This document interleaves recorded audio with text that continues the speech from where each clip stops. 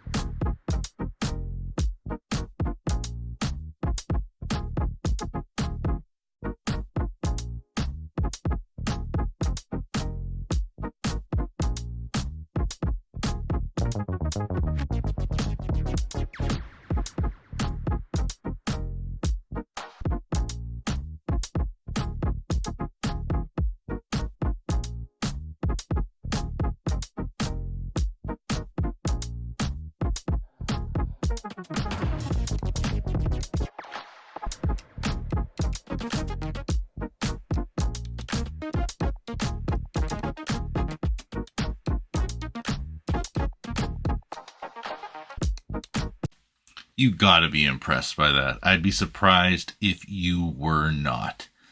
Anyways, there's going to be a lot more tests with the VIOFO A139 to come. This is just a sneak peek of one of the many things we're going to be testing with this unit. And we're even going to put it up against the ThinkWare U1000 because I know how many people like the ThinkWare U1000. So let's see how it does.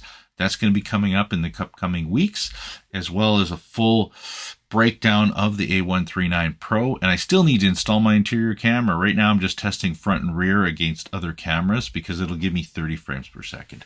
Anyways, if you have any questions, I'm Ben from Safe Drive Solutions, your dash cam specialist. Don't forget to like and subscribe. Cheers.